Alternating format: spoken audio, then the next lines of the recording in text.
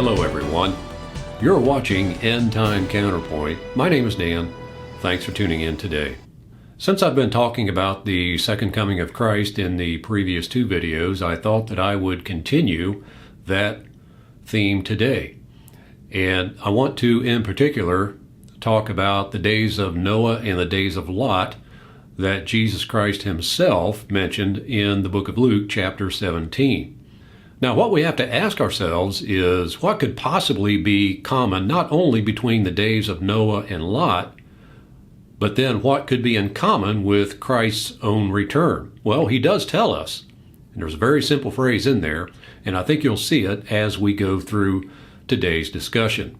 But first, let me just briefly read this account in Luke chapter 17, and then we'll move right along.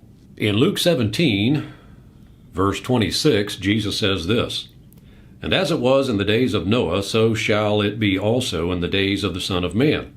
They did eat, they drank, they married wives, they were given in marriage until the day that Noah entered into the ark, and the flood came and destroyed them all.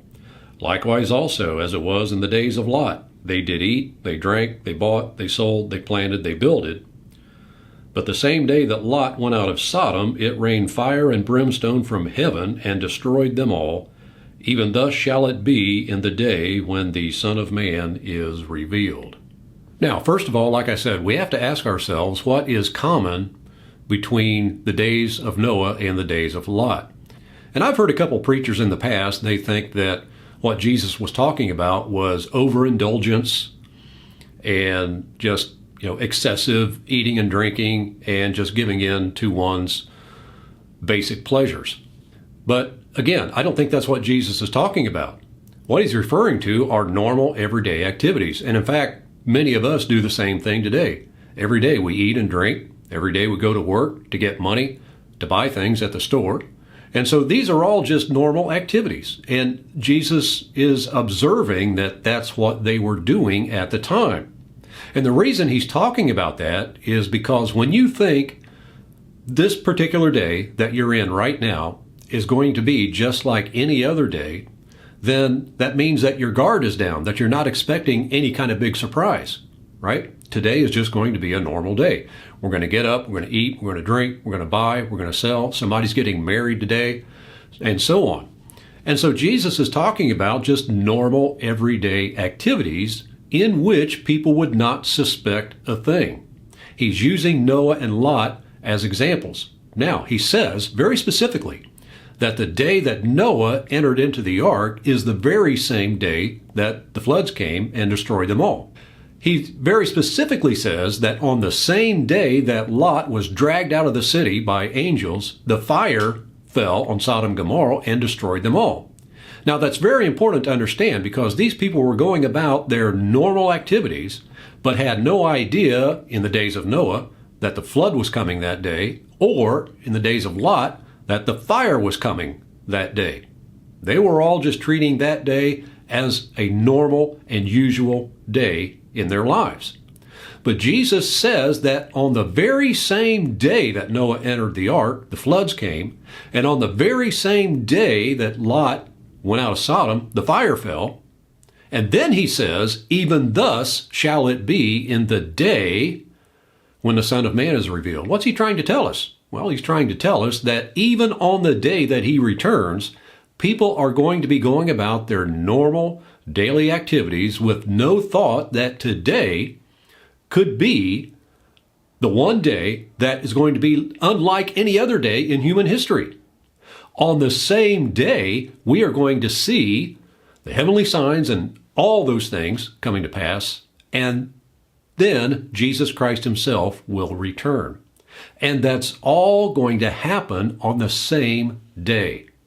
That's the thought that he's trying to convey. That's the spiritual truth that he is trying to get across.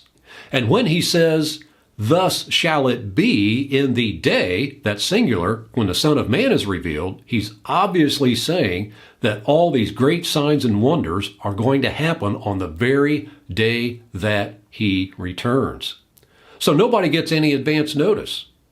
And organizations like Rapture Ready and some of the other evangelical organizations keep telling you that there are signs being fulfilled every day that tell us that, his time is near. But that didn't happen in the days of Noah or the days of Lot. No, the angels came down and said, you've got to leave because God's going to destroy this place. The angels dragged them out of the city, and sure enough, while they were escaping to safety, the fire fell and destroyed that city. So we're not going to get any advance notice. And that's what the parable of the 10 virgins tells us. Everybody was surprised when the master returned in that parable. Why? Because he didn't send them any advance notice saying, I'm going to be back at this particular time. He just showed up, and everybody was surprised. But the only people who were ready to meet him were those who had made the preparations to do so. Those who had waited till the last minute or thought they could get ready after he returned, they were sorely disappointed. So the emphasis then is to be ready now. The book of Hebrews tells us that today is the day of salvation. And that's the downside, the dark side, if you will, of the whole rapture theory, is because it rewards, to some degree, procrastination. People think that, if they miss the rapture, they can just refuse the mark of the beast and be saved that way. But you don't read that in the Bible. That's not what Jesus is trying to tell us. He says that on that day that he returns, you have to be ready, because everything's going to be happening very quickly, without warning, without notice, and it's all going to be happening in one day. So if you're unprepared, you might be one of the ones whose heart will fail for fear of looking at these things. On the other hand, if you are ready, won't be fearful at all. It will be a grand and wondrous event. All right, folks, my name is Dan, and I want to thank you for your kind attention today. I do hope that you enjoyed this discussion. If you did, give it a big thumbs up. Better yet, subscribe to my channel today. I would really appreciate it.